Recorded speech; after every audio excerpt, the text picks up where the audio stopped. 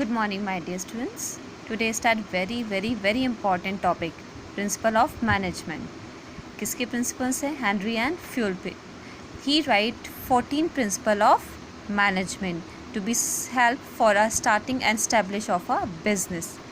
Students, सबसे important thing है ये आपके पूरे कितने principles है? 14. आपको इन all 14 की क्या learn करना है? Name और any 5 will be एक्सप्लेन. आप इनमें से कोई भी 5 एक्सप्लेन लर्न करना है, बट ये नेम आपको हार्डली लर्न होने ही चाहिए. अक्सर ये क्वेश्चन 3 मार्क्स और 5 मार्क्स में पूछा जाता है. 3 मार्क्स में इनके नेम्स आते हैं और 5 मार्क्स में इनके एक्सप्लेनेशंस आता है.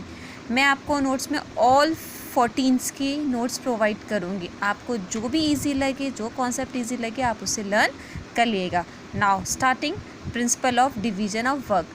काम को बांट के करना. उनका सबसे फर्स्ट रूल था कि कोई भी काम हो, कोई भी चीज़ हो, उसको क्या करना है? रिस्पॉन्सिबिलिटी के हिसाब से बांटना है.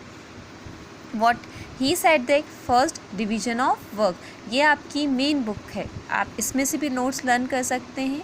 मैं आपको टिक कर रही हूँ और आपको जो मैं पर्सनल नोट्स सेंड करूँ चैप्टर के एंड में, आप उसमें से भी इजीली लर्न कर सकते हैं. अब जैसे ही वर्ड से समझ में डिवीजन ऑफ वर्क यानी काट के किसी भी काम को बांटिए यानी काट दीजिए अलग अलग उसमें. The workers work always on the same post.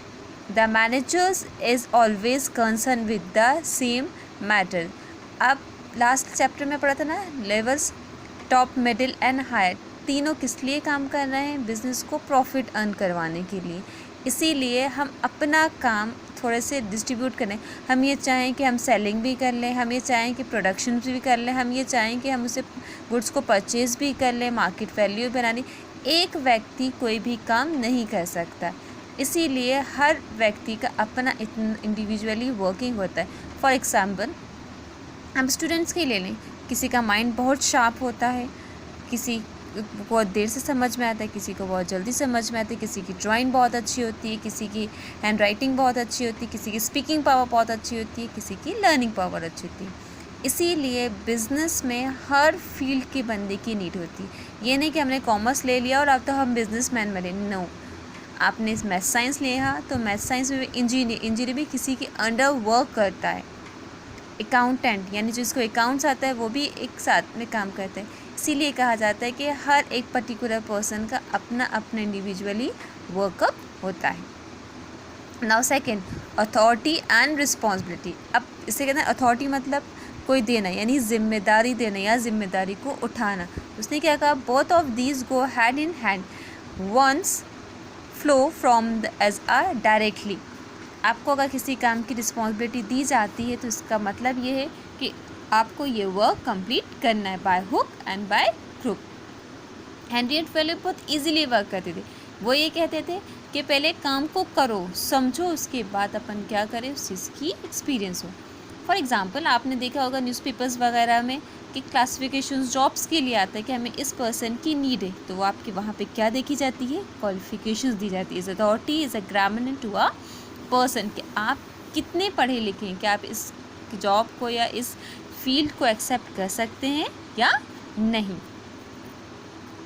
Clear?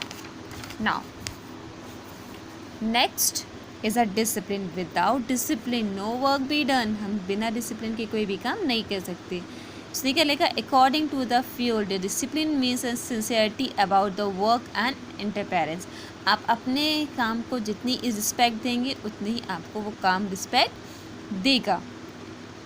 Carrying out the orders instructions of the supervisor and to have to faith in the policies. आप सीनियर्स जो आपको ऑर्डर्स देते हैं उसे मानना ज़रूरी होता है, बिकॉज वो आपसे ज़्यादा एक्सपीरियंस होते हैं, उस काम के टर्म्स एंड कंडीशंस को जानते हैं. इसीलिए वो इनसे कहते हैं the programming of the enterprises.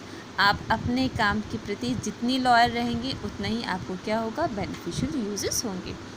The unity of the command and और आ हारमोनियस ऑफ डिस्कॉर्ड. आप जितने अपने यूनिटी रहेंगे, आप अपने कलीग से जितना फेथ रहेंगे, जितना इजीली वर्क करेंगे, आपको कभी भी काम में बर्डन्स नहीं आएगा.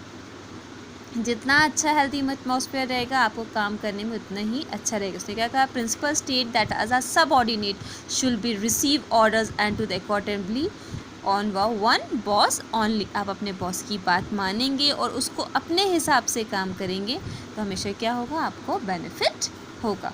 Now next topic is unity of directions.